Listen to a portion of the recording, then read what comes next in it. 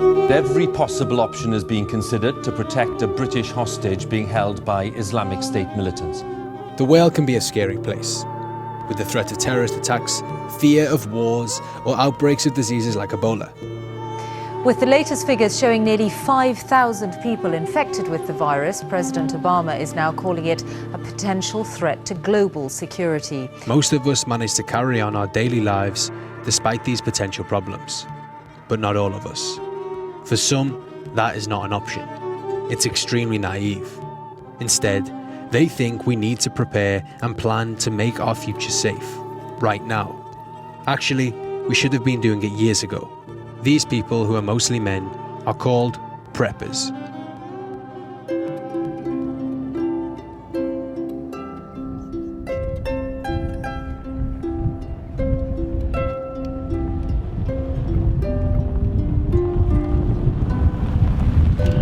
Sorry, Benjamin. Hey Roach, how's it going? It's all good, mate. I'm done in the dentist. I'm not scared of anything in this world except the dentist. Well, I am glad that you survived. I'm very glad you survived. So I'm calling you because I'm near the shop, the prepper shop, and I just need to figure out what to put in my bag. Yeah, no problems, mate. I mean, you need a method of making fire. The next thing you must have is a container that you can boil water in. And the fundamental thing is, the more knowledge you have, the less things you need. So as a man with currently no knowledge, I need everything. You're going to have a big bag.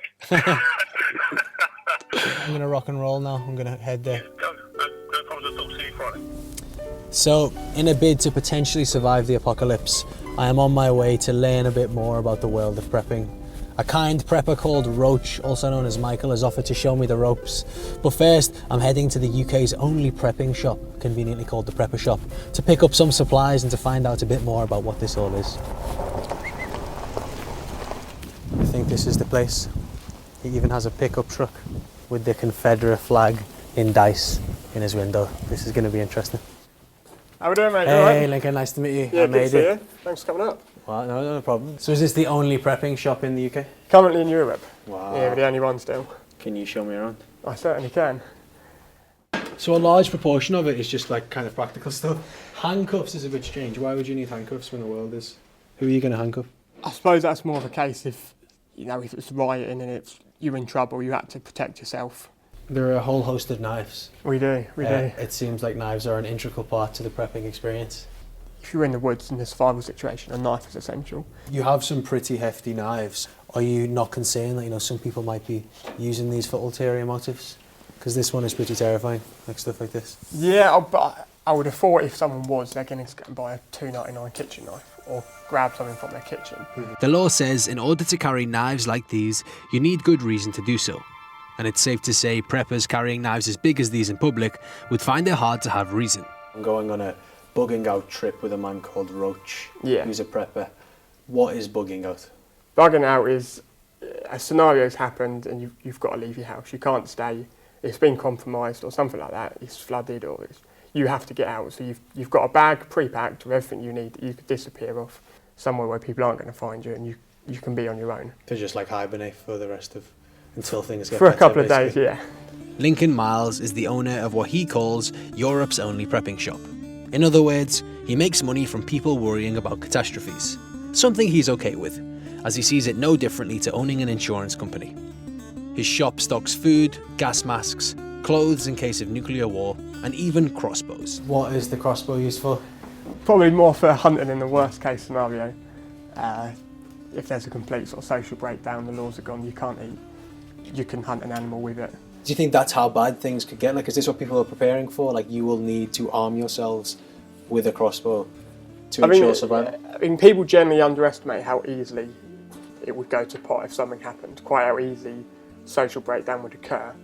People go to extreme lengths if their family is starving and they can't eat or drink. Knives and crossbows aren't the only controversial thing in Lincoln's shop.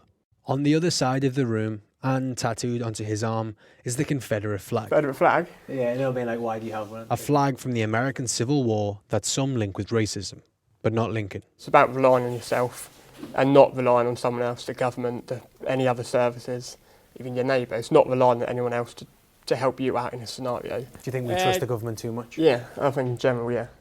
I mean, we believe a lot what we're told, and a lot of it isn't true, and I don't think a lot of it's going to happen.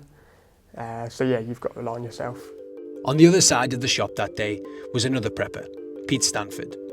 As well as being a prepper, Pete works as a motivational life coach in the south of England, and he agreed to help me pick up some supplies. So I need something that can create a fire. Okay.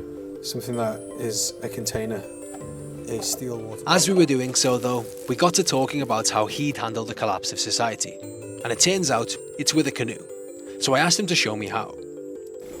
All right, I'll follow you wherever's best. There's many different examples of bugging out, either in the woods, terra firma. You know, this isn't the only version that I would do. So the idea is basically that via canoe there's going to be less people. You know, via the Yes. waterways there's not going to be that many people on Yeah. the waterways. So you are just constantly like prepared.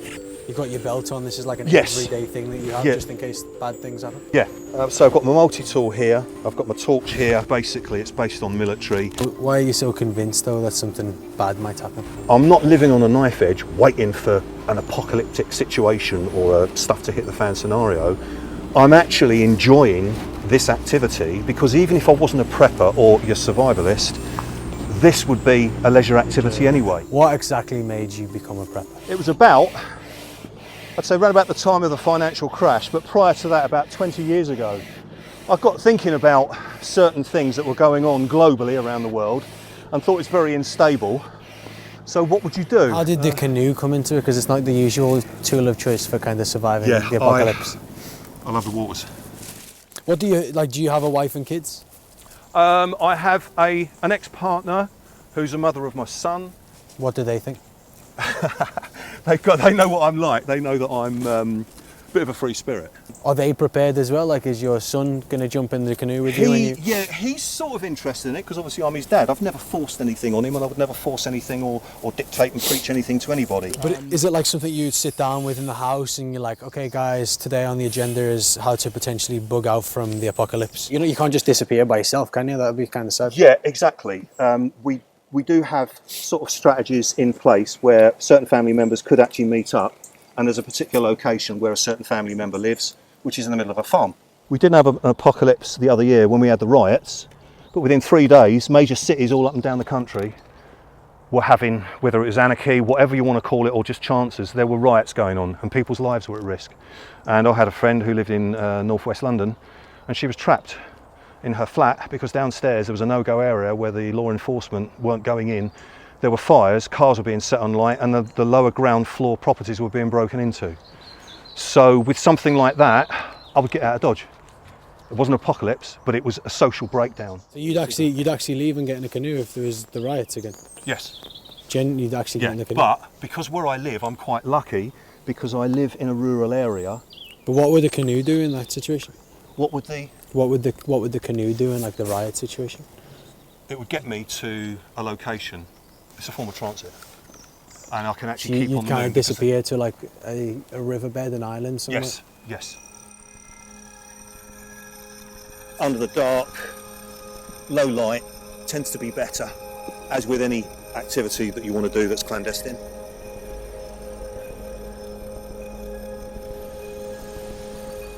Right guys, you're going to have to excuse me because I've got to bug out big time. Right, so good luck out there. So but what if I had a crossbow right now?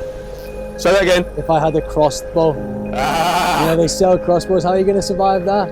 You better have a good eyesight for the dark. If I'm firing from that, I can pop your canoe. As Pete paddled away into the darkness, I wondered whether he really thought any of this was actually going to happen. And if it did, whether he truly thought the canoe would save him. I wondered this until my lack of preparation showed, and my camera fell into the water. Preppers prepare for a huge range of potential disasters, from nuclear war to financial collapse. A zombie apocalypse is even kind of one, if the definition of zombie is someone infected when a pandemic sweeps across a nation. They train by holding bug-out drills, where they test their skills by fleeing their homes and trying to escape. And, as a new day began, I was on my way to meet the final person on this trip, Roach, to do just that. Okay, so Roach has told me to come to this door, which is supposedly his house.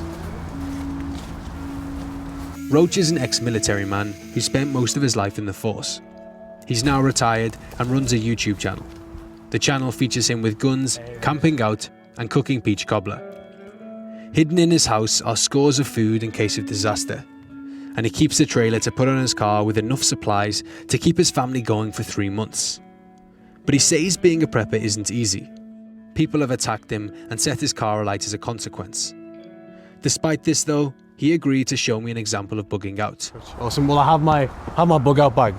I'm ready to learn how to survive every possibility. The specific scenario we were doing was in the case of contagion, or a pandemic.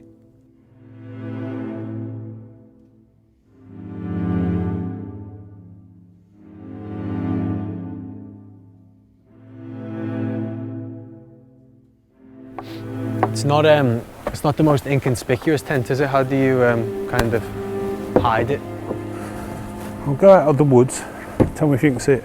This isn't survival, you know. What this is for me is living simply. The That's all. rustics. So the fact that we're in the woods is by the by.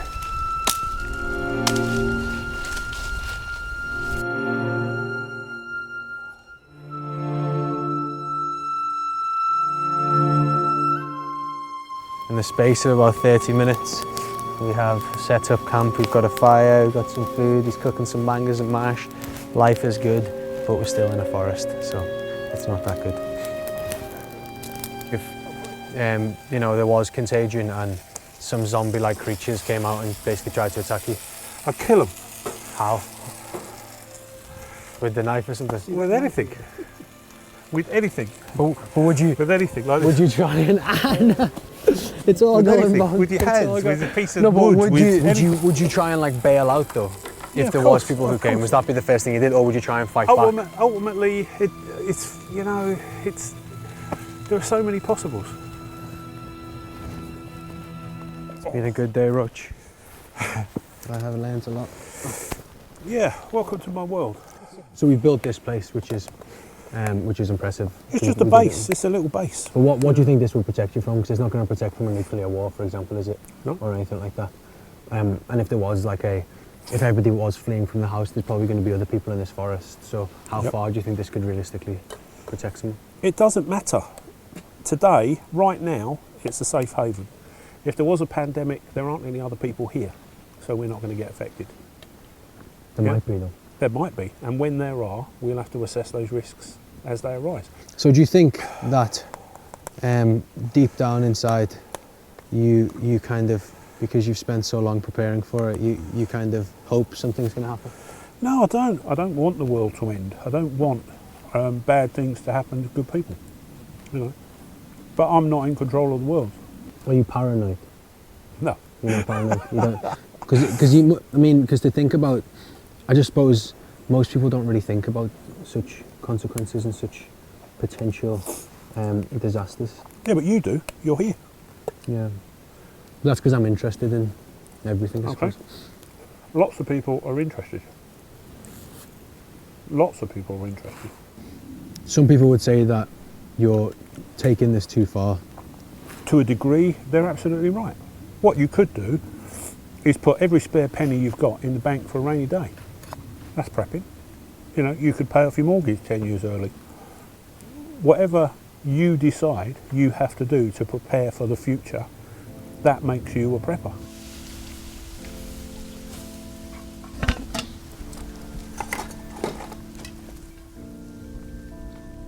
It's hard to say how many preppers there are in the UK, as most are individuals who keep it behind closed doors. And for the ones who do go public, like Roach, Pete and Lincoln, they're sometimes criticised and labelled as paranoid, seemingly playing army games to pass the time as they wait for something bad to happen. But is there more to it than that? The preppers find comfort in the idea that they'll have some sort of control of the outcome of their lives, no matter the circumstance. But whether all their preparations will give them any sort of advantage in the unlikely event the world falls apart is another question.